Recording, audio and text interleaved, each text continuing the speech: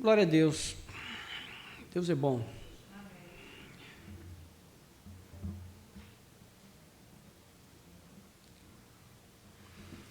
Irmãos, nesses últimos tempos, nós temos visto e ouvido tantas coisas que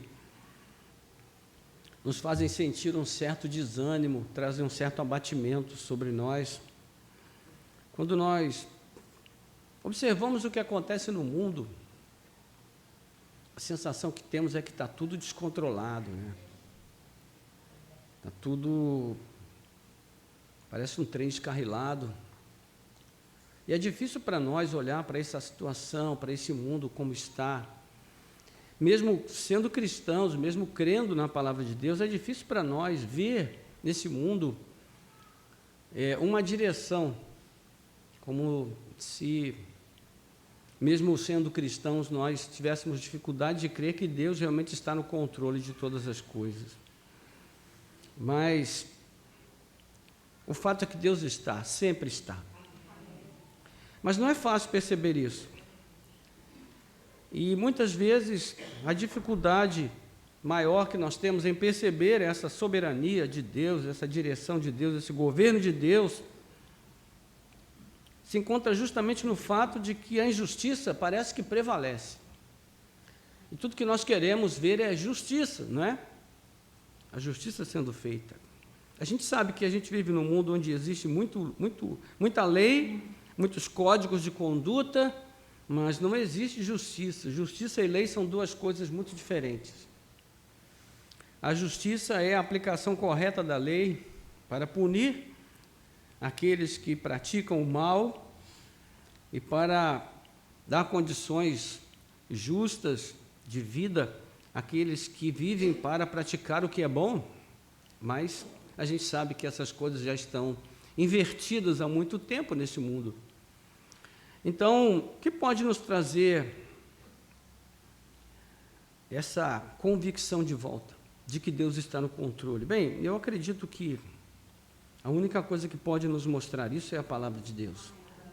A palavra de Deus é a nossa regra de vida. Como nós falamos no início, a palavra de Deus é o nosso fundamento.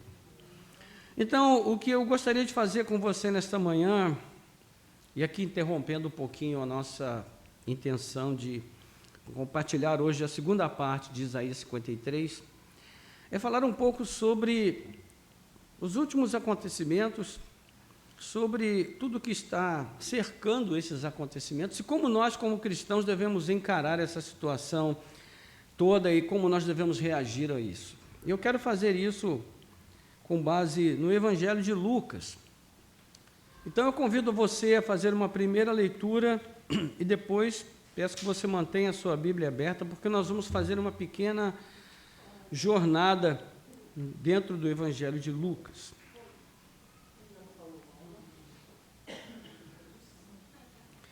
Evangelho de Lucas, capítulo 18, será a nossa primeira leitura.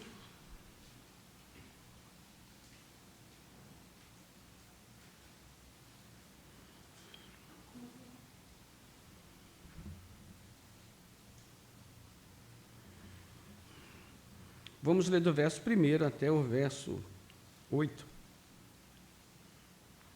Depois, por favor, mantenha a sua Bíblia aberta. Diz assim a palavra do Senhor: Jesus lhes contou uma parábola para mostrar que deviam orar sempre e nunca desanimar. Então, a parábola é sobre o que, irmãos? Hã? Não. Está vendo como a sociedade bíblica te engana? Me engana também. Porque a gente olha assim, está escrito lá em negrito, a parábola do juiz iníquo. Mas Jesus falou que a parábola é sobre o juiz iníquo? Não, ele falou que a parábola é sobre o quê? Dever de orar sempre e nunca esmorecer. Então, eu devo ouvir quem? A sociedade bíblica ou Jesus? Jesus, né? Então tá. Só brincadeira, tá, Jenny? Então diz assim: em certa cidade havia um juiz que não temia a Deus nem respeitava ninguém. Coisa feia nessa época, né? Acontecia esse tipo de coisa. Esses juízes que não temiam a Deus, não respeitavam ninguém. Ainda bem que hoje não acontece mais isso, né, irmãos?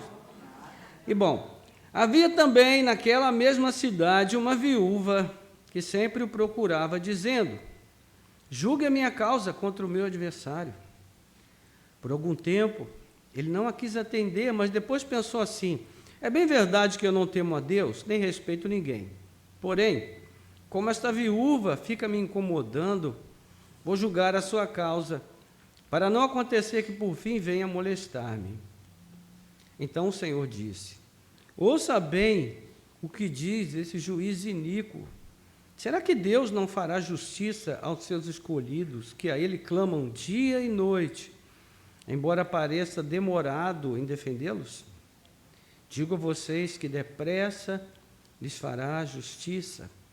Contudo, quando o Filho do Homem vier, será que ainda encontrará fé sobre a terra? Amém. Vamos orar. Nosso Deus e Pai, graças te damos pela tua bondade, pelo teu amor, pela tua misericórdia, que mais uma vez nos permite ter aberta diante de nós a tua palavra, Senhor. Te louvamos porque ainda temos liberdade de prestar culto a ti, de ler as Escrituras na nossa língua materna e compreender o que ela diz. Que privilégio maravilhoso é esse que o Senhor nos concede, Pai, que o Senhor nos ajude a jamais perder de vista essa graça que o Senhor nos tem concedido, Pai. Obrigado, Senhor, bendito seja o teu nome.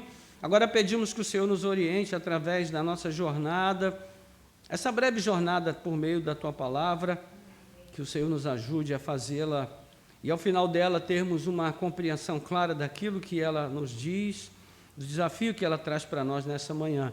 Nós te pedimos e agradecemos em nome de Jesus. Amém. Muito bem, irmãos. O Evangelho de Lucas é um dos evangelhos mais amados, né?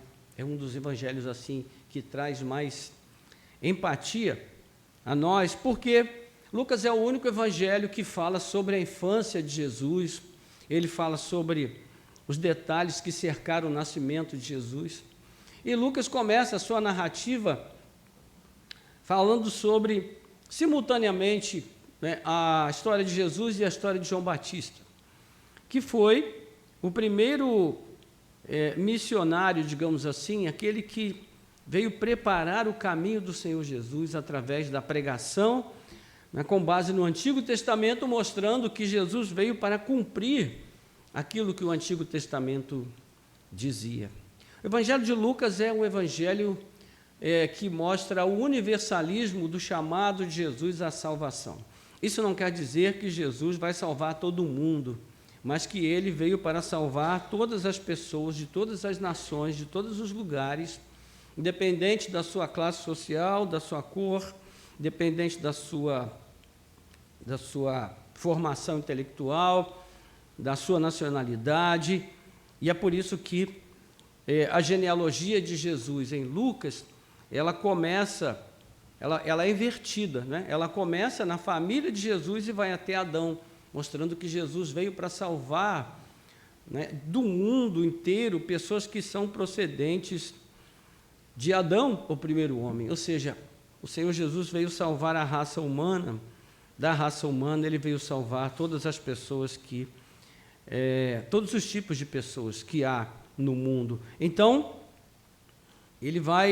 Lucas vai mostrar aqui essa característica de Jesus, mas Lucas, desde o princípio, ele traz o foco de Jesus, a pregação de Jesus e o ministério de Jesus voltado para quem? Para os pobres, né? No capítulo 4, nós vamos ver aí, se você for habilidoso, vai acompanhando aí comigo no capítulo 4, nós vamos ver que Lucas vai falar sobre o princípio do ministério de Jesus, e ele vai lançar mão de uma profecia de Isaías, onde Isaías vai prometer que o Messias, quando vier, e ele virá para trazer a boa nova aos pobres, as boas novas de salvação, versículo 18 do capítulo 4, né? O Lucas está falando aí, citando o texto de Isaías, o Espírito do Senhor está sobre mim, porque me ungiu para evangelizar os pobres.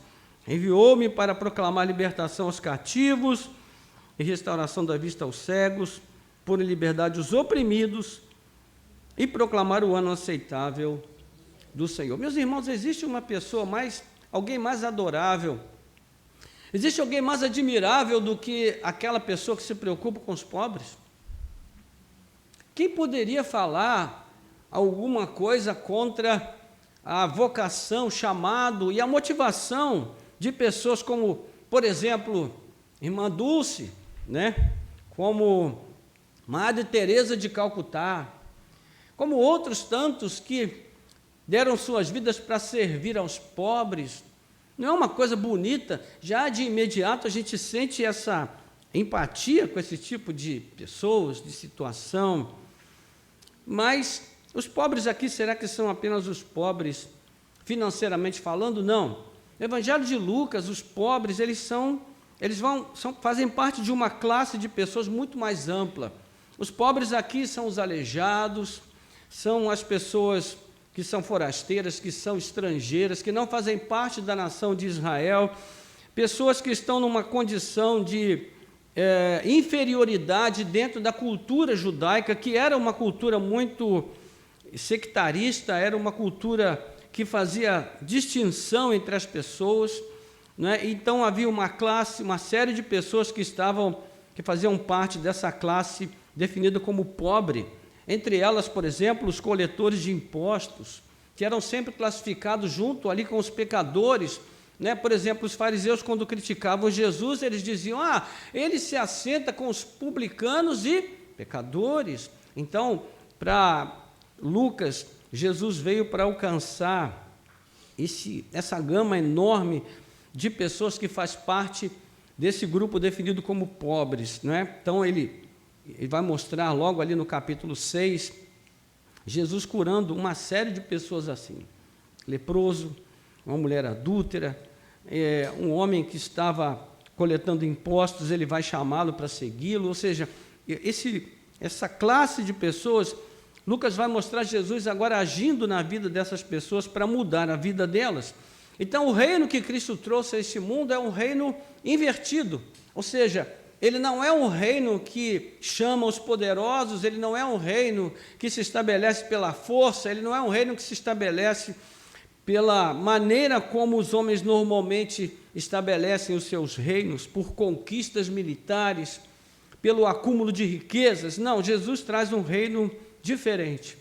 É um reino que proclama, sobretudo, a justiça, o amor, a graça e a misericórdia. E eu pergunto para os irmãos: alguém assim pode ser condenável?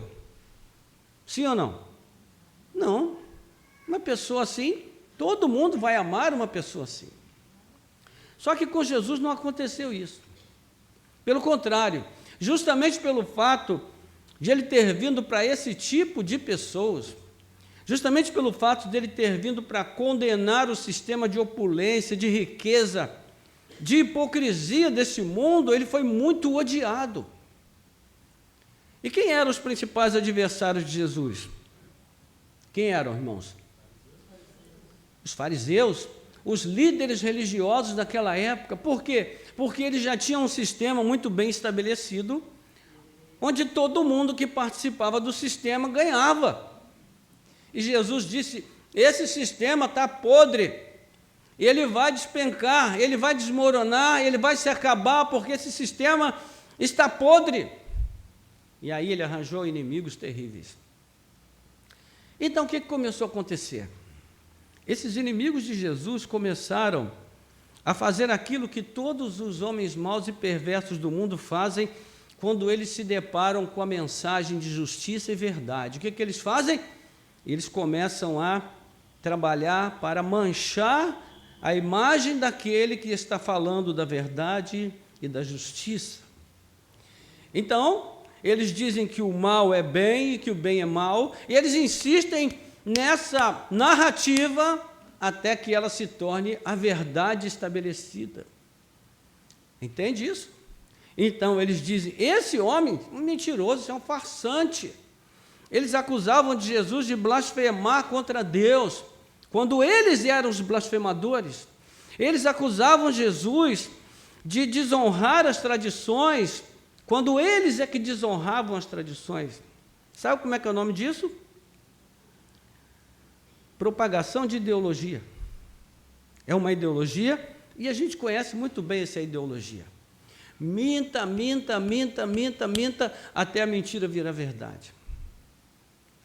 É isso que acontece no nosso mundo. Você acha que essa coisa de controlar a narrativa é coisa nova, meu irmão?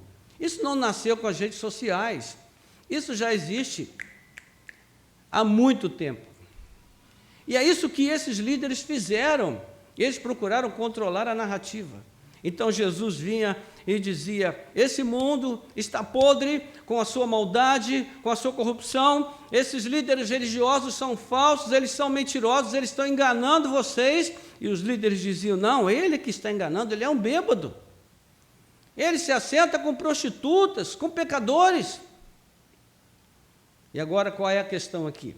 A questão aqui é qual narrativa vai prevalecer. Então, a ideia é controlar a narrativa. Esse é o objetivo aqui, controlar a narrativa. E isso, meus irmãos, perseguiu Jesus enquanto ele viveu nesse mundo. Mas Lucas vai mostrar que isso é algo que já estava previsto, porque Lucas vai associar Jesus a qual parte do Antigo Testamento em especial? Isaías 53. Onde ele mostra que Jesus é o servo sofredor, e que essas coisas que ele está sofrendo faziam parte daquilo que Isaías havia previsto para ele. Então, a primeira parte do Evangelho de Lucas termina com Jesus subindo o monte. Ali no monte da transfiguração, ele tem um momento onde ele é transfigurado aos olhos dos discípulos, e aparecem duas pessoas. Quem são? Moisés e Elias, representando o que? A lei e os profetas. O que Lucas está mostrando? Que o que Jesus está fazendo é cumprir o que a lei e os profetas haviam anunciado. E mais, tem uma voz do alto e diz para os discípulos: este é o meu filho amado, em quem eu confio, ouçam o que ele diz. Ou seja, Deus está falando: olha, a narrativa correta é aquela que o meu filho está trazendo. Então prestem atenção, não se deixem enganar e influenciar pela falsa narrativa. Mas será que as pessoas conseguiram ouvir a voz de Deus? Será que elas conseguiram se livrar dessa influência maligna e perversa da falsa narrativa? O que nós vamos ver então é que Lucas vai anunciar que Jesus está iniciando agora o seu êxodo para Jerusalém. E o êxodo nos lembra do que, irmãos? Do que o êxodo lembra a gente? Da saída do Egito. Eles estavam saindo do Egito e indo para a terra prometida. E Jesus agora está então encenando com a sua própria vida um êxodo. Por quê? Porque ele está criando um novo povo. É o povo da nova aliança. E esse povo da nova aliança, ele não é o povo constituído por aqueles líderes poderosos, religiosos, ricos, que pensavam que eles é que controlavam o reino de Deus. Não! O povo da nova aliança é esse povo que se reconhece pobre, necessitado e miserável sem a graça de Deus. É esse povo que tem em seu coração a humildade suficiente para se voltar para Jesus e dizer: Jesus, filho de Davi, tem misericórdia de mim. É esse povo que constitui agora o povo de Deus, o povo da nova aliança. Então Jesus convida agora esse povo para fazer com ele o quê? O êxodo, a jornada para fora do Egito, deste mundo, da influência deste mundo mau e perverso. Então, Lucas vai comparar aqui na segunda parte do seu evangelho, né, ele vai comparar o chamado de Jesus, o próprio Jesus está comparando, né, ao ato de segui-lo com uma jornada que nós fazemos neste mundo. Ou seja, nós não estamos aqui, meus irmãos, para permanecer, para fincar raízes, para ficar aqui para sempre. Nós estamos passando um tempo, mas nós temos um outro lugar para onde devemos ir. E nós estamos falando do reino espiritual de Jesus, para o qual ele nos chama. Só que esse reino, ele não vem com aparência. Como Jesus vai dizer no seu discurso escatológico, ele é um reino espiritual, e ele só pode ser percebido por aqueles que estão atentos o suficiente, primeiro, para não se deixarem influenciar pela falsa narrativa, e segundo, para compreenderem a verdadeira narrativa e se deixarem transformar por ela. Meus irmãos, a verdadeira narrativa está aqui, na palavra de Deus, nos 66 livros das Escrituras Sagradas, do Antigo e do Novo Testamento. Ela não está no YouTube, não está no Instagram, não está nas redes sociais, ela não está no pastor A, B, C, D ou F, ela não está em nenhum outro líder religioso desse tempo. A narrativa verdadeira, a palavra verdadeira, a verdade se encontra apenas nas Escrituras Sagradas. E é isso que Jesus veio trazer, mesmo para aqueles que, conhecendo a Bíblia, distorciam a sua palavra, a sua mensagem, para obter benefícios próprios e particulares. Então aqui, Jesus vai começar Lucas vai mostrar uma série de situações em que Jesus vai realizar, em que ele, por meio de parábolas, Jesus vai ensinar valores e princípios fundamentais do reino de Deus, mas cada uma dessas parábolas vai confrontar a religião falsa deste mundo, ou seja, a falsa narrativa, não é? Então ele vai falar, por exemplo, da parábola do filho pródigo, onde nós temos ali o irmão que se perde, que vai embora, que gasta tudo, que joga tudo fora, mas que alcança a misericórdia de Deus porque ele se arrepende e quer voltar para a casa do Pai. Então, são aquelas pessoas que se arrependem, que são capazes de se arrepender dos seus pecados, de reconhecer a sua própria fraqueza, a sua própria condição miserável e buscar a misericórdia e a graça de Deus. Mas existem aqueles que justificam a si mesmos, que são o irmão mais velho, que acreditam que salvação é mérito e diz para o seu pai: Senhor, estou aqui com você tanto tempo e você nunca me deu nada. E esse meu irmão aí que jogou tudo fora, o Senhor agora quer fazer uma festa para ele. O Senhor nunca matou uma galinha para mim, agora o Senhor quer matar o bezerro cevado para fazer uma festa? Meus irmãos, a graça é desafiadora, né? A graça chega na cara da gente e fala assim, ó, esbofeteia a gente, mostrando que nós não somos o que pensamos ser e que nós não merecemos nada a não sermos esquecidos por Deus em nossos pecados. Mas a sua graça é tão maravilhosa, o seu amor é tão grande, que Ele vai nos buscar lá quando nós estamos comendo as alfarrobas com os porcos. E Ele então nos veste com uma roupa nova, Ele nos traz o seu anel, Ele faz uma festa para nos receber e mostra que o reino de Deus é um reino em festa todas as vezes que um pecador se arrepende de verdade. Então aqui, Lucas vai contar outras parábolas e cada uma dessas parábolas vai derrubar um desses pilares da falsa religiosidade, da falsa espiritualidade. Mas veja, durante todo esse tempo, a falsa narrativa continua. Ela continua. Então, nós vamos ver aqui que é nesse contexto que Jesus vai ensinar sobre a oração, a necessidade de orarmos. Porque a oração, meus irmãos, é um componente extremamente importante para a manutenção da mente, do coração, daquele que está fazendo essa jornada. A oração é um dos componentes mais importantes para que aquele que está fazendo a jornada possa chegar ao final da jornada e alcançar o prêmio. Mas a pergunta é, no Evangelho de Lucas, qual foi a narrativa que prevaleceu, meus irmãos? Foi a narrativa falsa ou a verdadeira?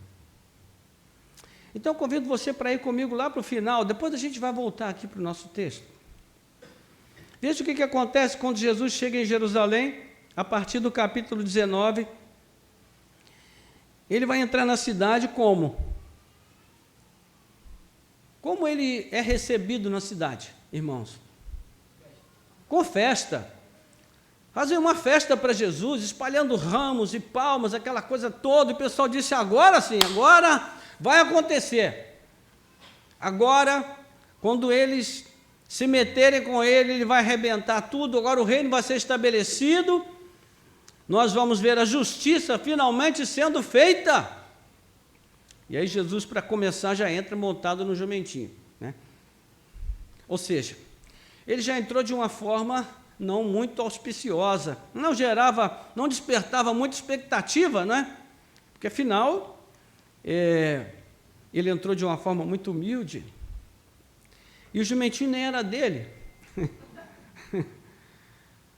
era emprestado. Então, o povo ali já começa, o semblante já começa, sabe quando você tem aquela expectativa, que você faz aquele, porque o rosto da gente mostra, né, o que nós estamos pensando, então você tem aquela expressão no rosto, assim, de quem está esperando que uma coisa muito boa e muito grande vai acontecer, e de repente, você começa a perceber que o cenário não é aquele que você imaginava. E aí Jesus vai para o templo e arranja uma briga enorme com os líderes da religião estabelecida. Ele começa a virar tudo, né?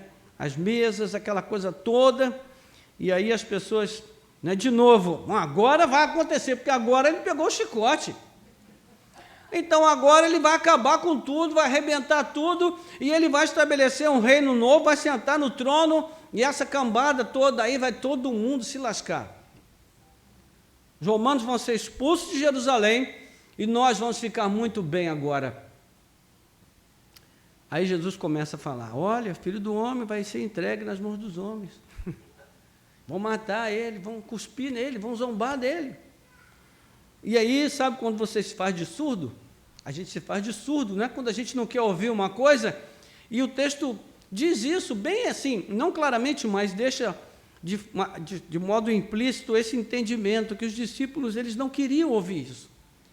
Então, eles não guardavam isso que Jesus estava dizendo. E aí o transcurso da história a história vai rolando, né? E aí nós vamos ver até o ponto em que Jesus realmente se entrega. E aí tudo cai por terra. A esperança, a expectativa, todo mundo fica desapontado.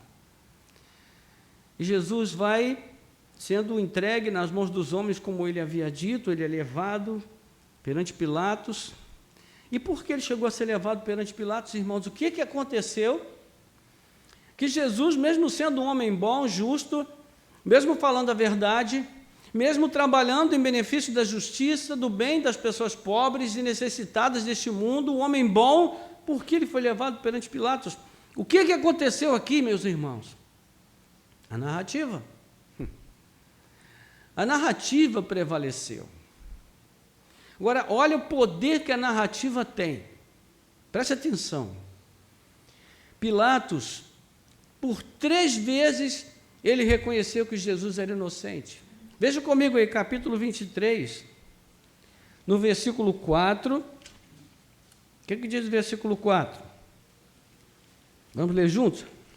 23, 4. Diz aí, então, Pilatos, não vejo neste homem crime algum. De novo, versículo 14 agora, 14 e 15. E lhes disse, vocês, o quê? Me apresentaram este homem como sendo o quê? Um agitador do povo. Mas, na presença de vocês, nada verifiquei contra ele dos crimes de que vocês o acusam. Agora, terceira vez, nem mesmo Herodes, pois o mandou de volta para cá, e aí, assim, é claro que ele não fez nada que mereça a pena de morte. Então está tudo resolvido, Jesus vai ser solto. Ué, na verdade ele não fez nada. Pilatos reconheceu, Pilatos é a maior autoridade. Ele reconheceu. Depois Pilatos quer soltar Jesus por 3 vezes. Segue aí comigo a narrativa, olha. Versículo 20. Versículo 16. Portanto, após castigá-lo, farei o quê? Ordenarei que seja solto. Primeira vez. Depois, versículo 20. Pilatos querendo o quê? Soltar Jesus. Falou outra vez ao povo. E depois, no versículo 22, então pela terceira vez, Pilatos lhes perguntou: que mal fez este? De fato não achei nada contra ele para condená-lo à morte, portanto depois de castigar mandarei soltá-lo. 3 vezes reconheceu que ele era inocente, 3 vezes queria soltá-lo, mas Jesus foi solto? Não. Por que não foi solto? Veja aí o versículo de número 17. Ele era obrigado a soltar-lhes um detento por ocasião da festa. Toda a multidão, porém, gritava: o quê? Fora com este! Solte-nos Barrabás! Jesus era um homem bom, ele trabalhava pelo bem dos pobres, ele fazia o bem.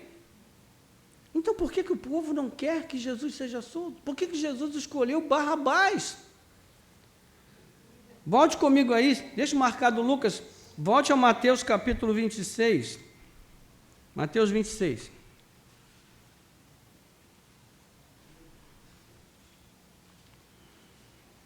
Um outro fator importante, além de Pilatos saber que Jesus era inocente, veja aí o que a mulher de Pilatos fala com ele no versículo 19. Mateus 27, versículo 19. Estando Pilatos sentado no tribunal, a mulher dele mandou dizer-lhe: o quê? Não se envolva com esse justo, porque hoje em sonho sofri muito por causa dele. Então mantenha aí o texto aí, Mateus, segure um pouquinho, olha só. Meus irmãos, sempre que eu assistia a Paixão de Cristo, sabe como é que é criança, né? Minha tia gostava de assistir Paixão de Cristo e como só na casa dela tinha televisão, a gente ia para lá assistir. E aí, toda vez que a mulher de Pilatos falava isso, eu pensava: agora Jesus vai ser solto. Mesmo sabendo que no ano passado ele não foi. É que a mente da criança é uma coisa engraçada, né? Ficava naquela expectativa: não, agora vai ser solto, porque ela falou, olha só, a esposa do Pilatos falou. Você sabe quando a mulher fala, é bom a gente ouvir, né? Mas olha o que acontece em seguida, versículo 20. Mas os principais sacerdotes e os anciãos fizeram o quê? Persuadiram o povo a que pedisse Barrabás e condenasse Jesus à morte. Olha só. Persuadiram o povo. O que prevaleceu aí? A narrativa. Então você percebe como essa história de dominar a narrativa, de controlar a narrativa é antiga? Isso é antigo, meus irmãos. O povo, o que era o povo? O povo era aquele povo que estava ali fazendo o que sempre fez, que não tinha noção do que estava acontecendo na realidade ao seu redor. Um povo distraído. Meus irmãos, nós não podemos ser distraídos. Nós precisamos estar ligados nessa palavra. E com base nessa palavra, examinar o que nos vem às mãos, à mente e ao coração. Meus irmãos, nós não podemos, me perdoe o que eu vou dizer agora, nós não podemos ser gado. Sabe o que é o gado? O gado é aquele que está ali, quando o berrante toca, ele vai para a direita, vai para a esquerda, volta, né, vai para frente. Você já ouviu falar no boi de piranha? Já ouviu falar? Quem já ouviu falar? Sabe o que é o boi de piranha? O boi de piranha é assim, quando os boiadeiros lá querem conduzir o rebanho e tem que atravessar um rio que tem piranha, eles pegam um boi velho, cansado, doente, sangram ele e jogam ele no rio. Aí as piranhas vêm, parte todo mundo para cima daquele boi, enquanto isso a boiada passa lá do outro lado. Isso é boi de piranha. Você sabe por que esse boi não reage? Esse boi, ele podia ter dito assim, justo eu? Não, leva outro. Não. Por que ele não reage? Porque ele é um boi. Ele não tem vontade, ele não sabe de nada, ele não tem noção do que está acontecendo. Por isso ele é usado como instrumento em favor de determinados fins para os quais ele não vai ter nenhum benefício. E assim, meus irmãos, são as pessoas nesse mundo, somos nós. Nós somos guiados, conduzidos nesse mundo como gado, a menos que nós comecemos a pensar, a refletir, a desenvolver o senso crítico e analisar o que está acontecendo ao nosso redor. Está entendendo? Essa é a questão. Então, assim, você pode ser tangido como gado, ou você pode estabelecer um caminho para você, uma jornada, a jornada que Jesus estabeleceu para nós como o povo da aliança. É essa jornada que nós devemos fazer. Mas para fazer essa jornada, nós precisamos querer. Nós precisamos crer, em primeiro lugar. Crendo, nós precisamos tomar uma posição. Terceiro, nós precisamos bancar o custo dessa posição, porque todas as escolhas que fazemos neste mundo têm um custo. E quarto lugar, nós precisamos seguir firmes até o final, porque se nós não chegarmos ao final, não receberemos o prêmio. O que prevaleceu na vida dos discípulos e o que prevaleceria se não fosse Jesus? A falsa narrativa. Lá no capítulo 24, o que acontece, irmãos? Lucas. Voltando para Lucas agora, perdão.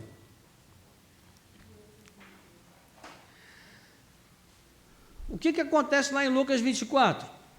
Tem dois discípulos que estão indo para onde? Beverly Hills, hein? Não. Eles estão indo para Emaús. Emaús é o quê? Emaús é a aldeia de origem deles. Então, eles estão voltando para casa. E eles estão voltando para casa tristes ou contentes? Tristes. Por que estão voltando tristes? Porque quando Jesus chega e pergunta, e eles não identificam Jesus, né? Jesus pergunta, o que está acontecendo com vocês? Por que vocês estão tão tristes? Aí eles dizem, é porque nós esperávamos que aquele que veio seria o que nós esperávamos, mas, na verdade, ele morreu e hoje já faz 3 dias e nada aconteceu, então a gente está voltando para casa porque tudo se acabou, era só uma falsa esperança a mais e tudo se acabou, enfim, não temos mais a quem recorrer. O que é isso, meus irmãos? Isso daqui é justamente o que acontece conosco quando nós esquecemos o que Jesus falou.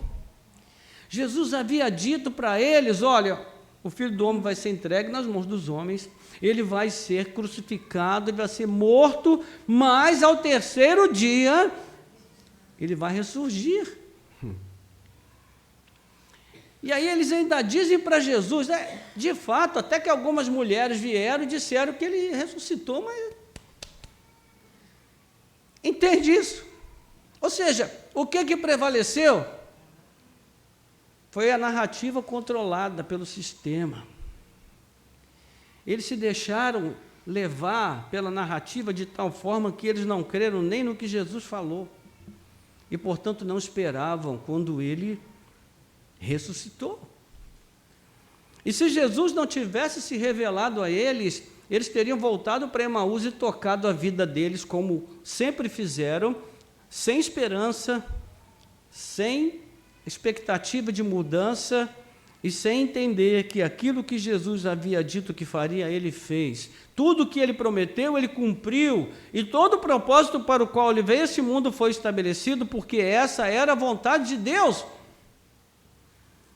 Então, meus irmãos, a verdadeira narrativa se estabeleceu, que foi a narrativa da palavra de Deus. Jesus havia sido prometido no passado, sim, mas como um rei poderoso, conquistador, não, como um servo sofredor. E foi isso que ele foi isso que ele fez. Então, assim, a narrativa controlou o sistema, a narrativa condenou Jesus à morte, sim, mas havia, além daquela narrativa, uma metanarrativa, que era aquela que estabelecia que seria justamente por meio da morte de Jesus que ele iria conquistar a vitória para nós, que ele iria estabelecer o reino de Deus, que ele iria vencer a morte, o pecado, o inferno, e ele iria, de fato, consumar a nova aliança, que daria cumprimento a tudo aquilo que foi prometido no passado. Então você percebe como é que a coisa funciona? Meus irmãos, aqui está a linha da história. Mas acima da linha da história está a meta-história. A história de Deus, a história do povo de Deus, a história das alianças do Senhor. E nesse momento que nós estamos vivendo no mundo, existe a linha da história. E aqui na linha da história está morrendo gente. As pessoas estão sendo assassinadas por nada. A vida humana não está valendo um tostão. Mas há uma narrativa que continua controlando o sistema. Eu sempre me perguntei por que Hitler conseguiu chegar tão longe, se ele era um cara tão mau e se ele tinha propósitos tão maus para a humanidade. Até o dia em que eu descobri que o que deu, de fato, a vitória a Hitler até uma boa parte da história, e foi por muito pouco que ele não consumou os seus propósitos terríveis, foi porque ele tinha uma máquina de propaganda muito eficaz. E ele controlava a narrativa. E durante muitos anos, os alemães e boa parte da Europa acreditou que os propósitos dele eram nobres, porque ele controlou a narrativa. Você está percebendo como é que a coisa funciona? E foi justamente isso, meus irmãos, que aconteceu aqui. Mas veja, durante todo esse processo, o propósito de Deus estava sendo estabelecido. Deus estava cumprindo a sua palavra. E agora, voltando ao nosso texto de Lucas 18, Jesus está falando aqui sobre algo que está dentro dessa realidade que nós estamos considerando. Qual é a questão que com a qual nós começamos? Nós falamos que Jesus veio para esse mundo para trazer o quê? A justiça de Deus. Para trazer justiça aos pobres, aos oprimidos, àqueles que não eram, àqueles que não tinham, àqueles que não podiam, àqueles que não tinham voz. Ele veio trazer a justiça de Deus para estes. Mas que tipo de justiça Jesus veio trazer? Não é a justiça imposta pelo poder das armas, pelo poder da política, pelo poder da militância política, nem pelos conchavos humanos entre os governantes e as suas instituições. A justiça que Jesus veio trazer a este mundo, meus irmãos, é uma justiça verdadeira e definitiva. Ele veio criar um sistema novo, uma nova aliança. Mas o fundamento dessa nova aliança não era um fundamento humano, e sim um fundamento divino. E esse fundamento divino estabeleceu que para vencer o mundo, o inferno, o pecado, a morte, o Filho de Deus precisava morrer, entregar a sua vida. Então, através dessa sua morte, a justiça de Deus se estabeleceu, porque Deus é tanto amor quanto justiça. Para que Deus concedesse o perdão, a sua justiça precisava ser satisfeita, porque o salário do pecado é a morte. Mas o dom gratuito de Deus em Cristo Jesus é a graça, a misericórdia e o perdão. E foi isso que Jesus nos concedeu por meio da sua morte, e a sua ressurreição trouxe a certeza de que aquilo que ele havia prometido fazia parte do grande plano de Deus, da meta-narrativa. Então Jesus vai dizer aqui, na parábola, qual é o segredo para não perder de vista o que ele prometeu?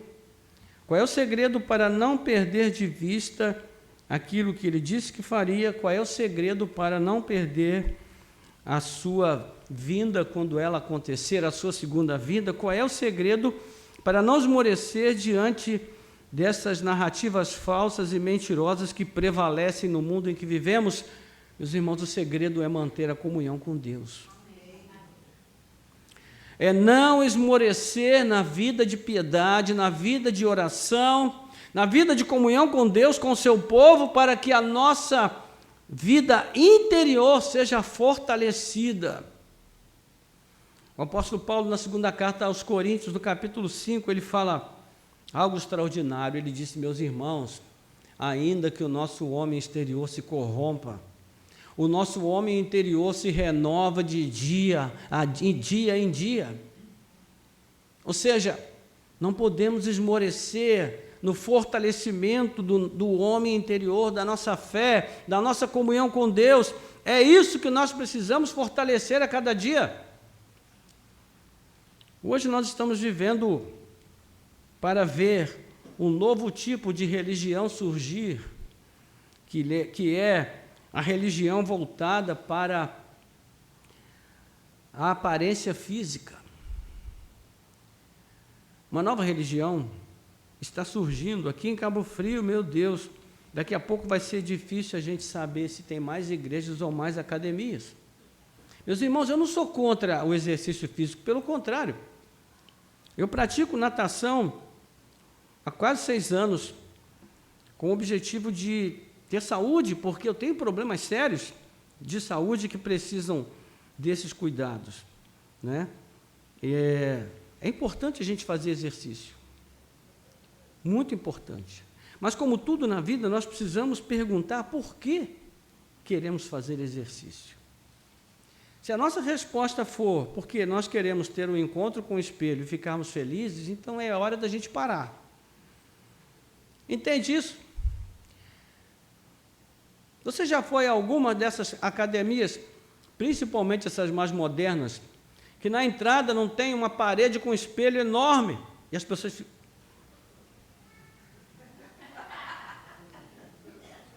É engraçado que ninguém olha para o rosto, você já percebeu?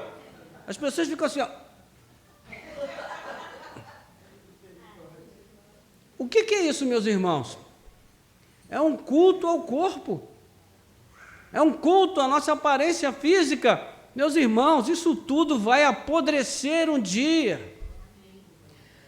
Nós não vamos viver uma vida feliz tendo um corpo perfeito.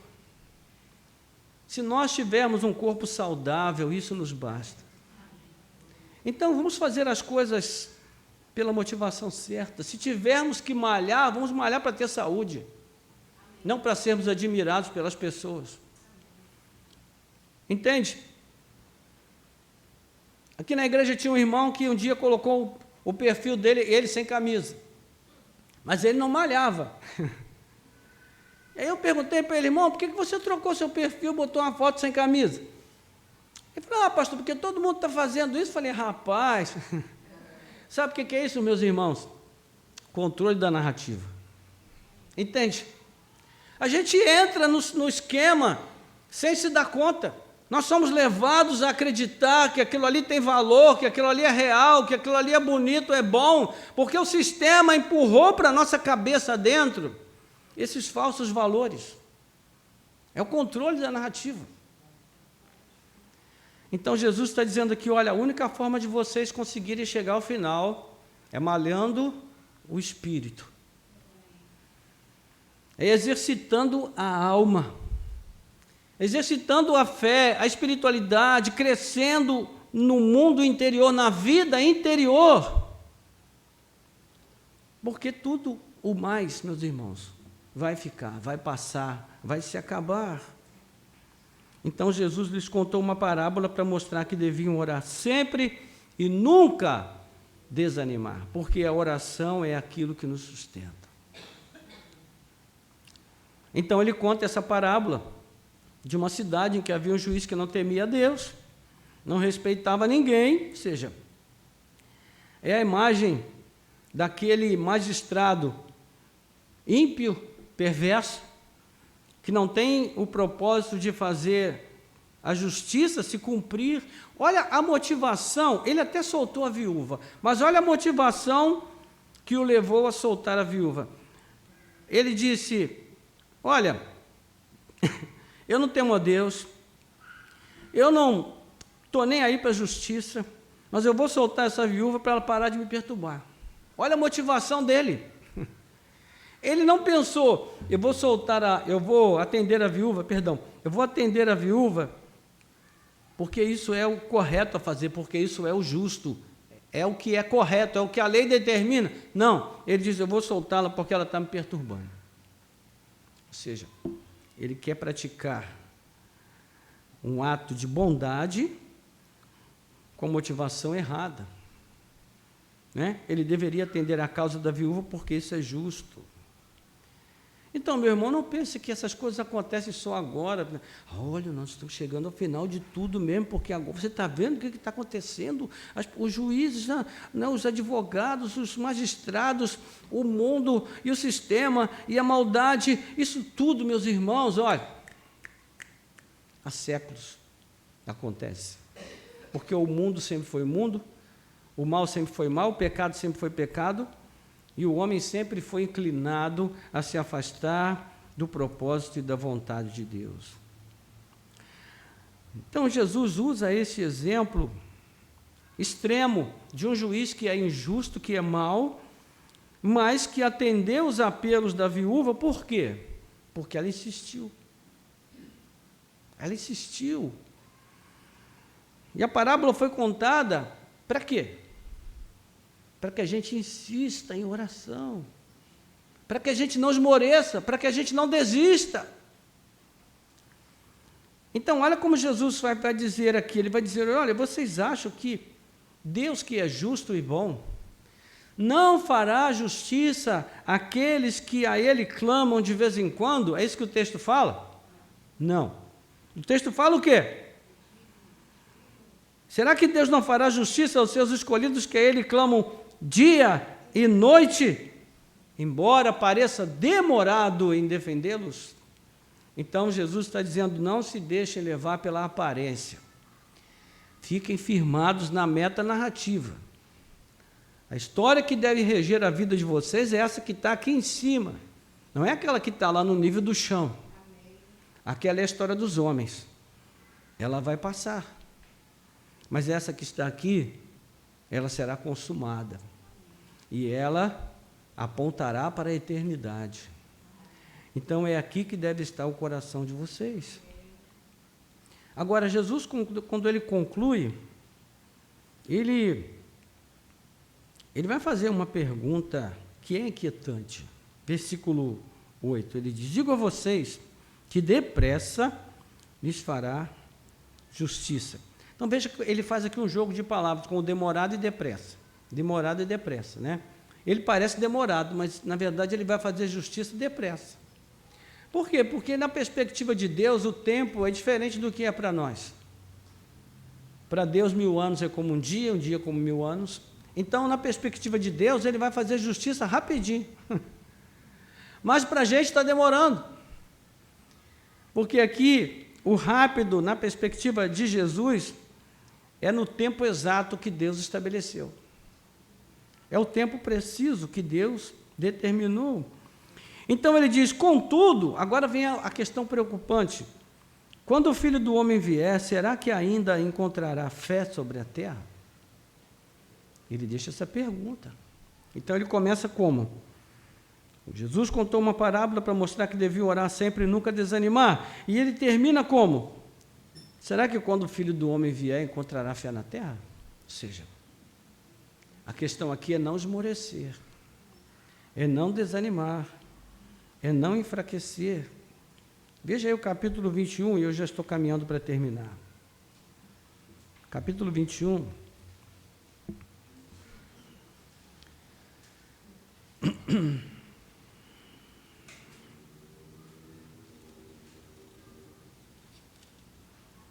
Versículo 34. Tenham cuidado para não acontecer que o coração de vocês fique o quê? Sobrecarregado com as consequências da orgia, da embriaguez e das preocupações deste mundo, e para que aquele dia não venha sobre vocês de modo repentinamente como uma armadilha, pois sobrevirá a todos os que vivem sobre a face da terra. Portanto, façam o quê? Vigiem o tempo todo. Como? Orando, para que vocês possam escapar de todas essas coisas que têm de acontecer e para que possam estar em pé na presença do Filho do Homem. Olha só. Então, a questão aqui, meus irmãos, é manter os joelhinhos no chão, manter o compromisso com a oração. E eu quero que você ouça isso com todos os ouvidos que você tiver. Quando você estiver sentado ali na frente da TV, assistindo aquela novelinha da tarde, vale a pena ver de novo. Quando você estiver assistindo aquele programinha habitual, pense no seguinte: a minha mente está sendo controlada agora. Existem valores que estão sendo passados para mim que não são valores cristãos. A minha mente está sendo controlada. Porque é assim, meus irmãos. Percebe? Ele é um bêbado. Ele é um bandido. Ele está jogando as nossas tradições fora. Ele está blasfemando contra Deus. Nós estamos sendo enganados. Percebe isso? Aos pouquinhos, a nossa mente vai sendo... Aí você vai sendo levado a crer que a mentira é verdade, que a verdade é mentira. E essas últimas semanas, têm sido semanas terríveis, porque tem acontecido coisas muito lamentáveis, e recentemente aconteceu o assassinato desse rapaz, que era um ativista nos Estados Unidos. Meus irmãos, ele não era um criminoso. Ele era uma pessoa que tinha suas convicções e ele morreu por causa das suas convicções. Mas, por outro lado, ele não foi um mártir cristão, porque ele não morreu por causa de Cristo. Ele morreu por causa das suas convicções políticas, ideológicas, que são conservadoras, mas poderiam não ser. Então, nós precisamos saber separar as coisas. Perseguição política e perseguição religiosa são duas coisas diferentes. A perseguição religiosa, ela é caracterizada quando nós somos perseguidos porque a nossa pregação, a nossa vida e o nosso testemunho em favor do Evangelho de Cristo está sendo perseguido, nós estamos sendo perseguidos por isso, pelo sistema. Isso é perseguição religiosa. Perseguição religiosa é quando João Batista vai preso. Perseguição política é quando Barrabás vai preso. São duas situações diferentes. Então, meus irmãos, não confundamos as coisas. E não sejamos gado. Não sejamos levados por essa ideia de que está acontecendo a perseguição religiosa em nosso país ou no mundo de forma ostensiva. Não, de forma pontual já acontece, sempre aconteceu e sempre vai acontecer, mas de forma ostensiva ainda não, mas vai. Então, graças a Deus, nós estamos vivendo numa liberdade extraordinária, e é por isso que a igreja está tão acomodada. É por isso que a igreja está tão bem instalada no mundo, conformada com esse mundo, que já não está pensando mais no céu. Mas ainda não estamos vivendo perseguição religiosa. Precisamos ter consciência disso. E é lamentável, tremendamente lamentável, que a única posição lúcida que até agora eu consegui ver, que foi colocada para falar a respeito da tragédia que aconteceu na vida desse rapaz, foi a posição de uma pessoa que é totalmente contrária a ele ideologicamente, que chegou ao ponto de chorar a tragédia que aconteceu com o seu adversário. Mas o seu adversário não é o seu inimigo.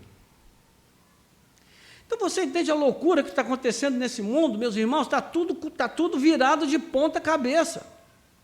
E veja, agora eu digo para você que é mãe, que é pai, tome muito cuidado com as companhias que os seus filhos conservam, com as amizades deles, com as pessoas com as quais eles se relacionam nas redes sociais, porque nós estamos vivendo nesse contexto de uma doutrinação política e ideológica muito forte, que está levando muitos dos nossos filhos, dos filhos dos crentes, a defenderem um aborto, a defenderem uma série de atrocidades e maldades que hoje são tidas como politicamente corretas. Porque, meus irmãos, o mundo está entrando num processo de loucura e anarquia sem precedentes.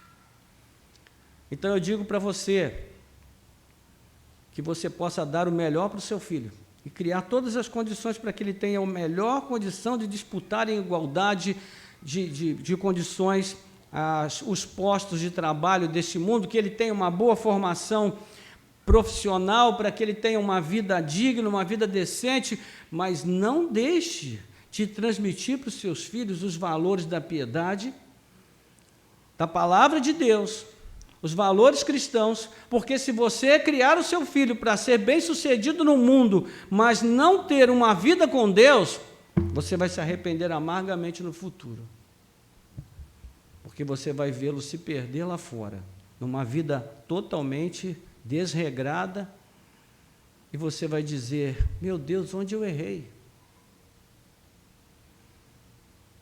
Então, não tenha medo de ser o pai chato ou a mãe chata, não tenha medo de bater firme com seu filho, com a sua filha, para trazê-lo à escola dominical, para que ele aprenda os valores cristãos, os valores do reino de Deus.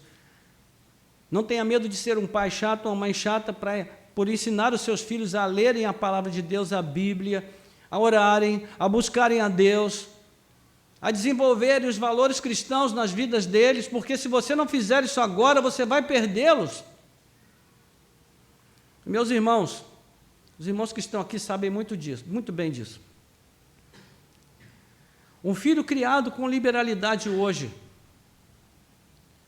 amanhã pode ser um fator de opressão dos próprios pais. Porque, meus irmãos, filho é igual um bumerangue. Você joga eles, quando pensa que eles estão longe, daqui a pouco eles vão pá, na sua testa. E você pensa: poxa, a vida, eu devia ter jogado mais longe. Não adianta. Mas olha, tem duas formas como o bumerangue pode voltar. Ele pode voltar trazendo muita alegria, muita satisfação, muito contentamento, mas ele também pode voltar trazendo destruição para você e para a sua família. Depende da forma como você o lança. Então eu digo para você: lance os seus filhos para serem bênçãos deste mundo. Você não está criando o seu filho para o mundo. Se você está pensando assim, você está pensando errado. O cristão não cria filho para o mundo. O cristão cria filhos para Deus, para o Senhor, para servir a Cristo. E se nós não fizermos isso, meus irmãos, nós vamos ter a maior derrota e a maior decepção das nossas vidas quando os nossos filhos se tornarem adultos e forem viver a vida deles. Então, que Deus tenha misericórdia de nós. Não se deixe esmorecer na oração, na vida com Deus, na graça do Senhor, na comunhão com Deus. Amém? Amém. Leia a Bíblia todo dia. Tenha um plano de leitura bíblica. Seja fiel ao seu compromisso com o Senhor. Ore constantemente, sem esmorecer. Mantenha viva a sua comunhão com Cristo e você certamente vai permanecer, porque Jesus disse aqui que a grande expectativa da nossa vida é que quando o Filho do Homem chegar, nós estejamos de pé, esperando a sua vinda. Amém? Vamos orar? Nosso Deus e Pai, em nome de Jesus, suplicamos que nessa hora o Senhor venha aplicar a Tua palavra aos nossos corações. Ajuda-nos, Senhor, porque nós temos tanto a refletir dentro daquilo que foi passado para nós aqui através da Tua palavra. Senhor, nós vivemos num sistema perverso onde a iniquidade prevalece todo o tempo. E muitas vezes, ó Deus, nós olhamos para tudo o que está acontecendo e temos a sensação de que está tudo perdido, que está tudo fora de controle, Senhor, mas a Tua palavra diz que não, que o Senhor se assenta num alto e sublime trono, e que do Teu trono de majestade e glória o Senhor governa este mundo, e que os governantes deste mundo, sejam bons ou maus, todos eles estão debaixo da Tua soberania, do Teu governo e do Teu controle, Senhor. Pai amado, abra os nossos olhos para que nós possamos enxergar a verdade e não nos deixarmos enganar pelo discurso adocicado, pelo discurso, ó Deus, muito bem adornado desse sistema que muitas vezes, Pai, quer nos enganar com palavras doces, que nos ludibriam, Senhor, que nos levam à persuasão, ó Deus, dos valores perversos deste mundo mau, e muitas vezes nos fazem assumir lutas que não são nossas, tomar posição que não deveríamos tomar, falar o que não devíamos falar, ó Deus, e deixar de fazer o que deveríamos fazer, e tomar a posição que deveríamos tomar. Então, Senhor, abra os nossos olhos, os olhos do nosso entendimento, dá-nos um coração atento, uma mente, Senhor, ligada, para que nós não sejamos gado, para que nós não sejamos tangidos por este mundo mau e perverso, para que não sejamos influenciados pelos valores, ó Deus, deste mundo que quer nos conduzir para um caminho que não é aquele que o Senhor estabeleceu para nós. Então, Senhor, que nós não estejamos aqui sujeitos àquilo que a narrativa traz, mas que nós possamos olhar para a meta narrativa, para aquilo que a Tua palavra diz, e sermos orientados pelos termos da aliança que o Senhor estabeleceu conosco, como novo povo de Deus. Ó Pai, que pedimos que o Senhor nos ajude a andar por este caminho de verdade, de justiça, de retidão, sabendo que a justiça será estabelecida sim por Ti. Na verdade, ela já começou a ser, quando o Senhor enviou o Teu Filho para morrer pelos nossos pecados, mas Ele virá em glória, poder e majestade para julgar os vivos e os mortos, e a justiça pela qual nós tanto ansiamos, aquela que nenhum tribunal deste mundo pode promover, será finalmente e definitivamente promovida pelo Senhor, e então nós veremos, Pai, um mundo de justiça, de paz e de verdade se estabelecer no lugar deste mundo mau e perverso no qual nós vivemos. Até lá, Senhor, ajuda-nos a perseverarmos em oração, a não esmorecermos, a não desistirmos, para que quando o Senhor vier, o Senhor encontre fé em nossos corações, o Senhor encontre esperança, ó Deus, em nossos olhos, o Senhor nos encontre pronto para o encontro contigo, Pai. Nós te pedimos, ó Deus, e te agradecemos, em nome do Senhor Jesus. Amém. Amém. Glória a Deus.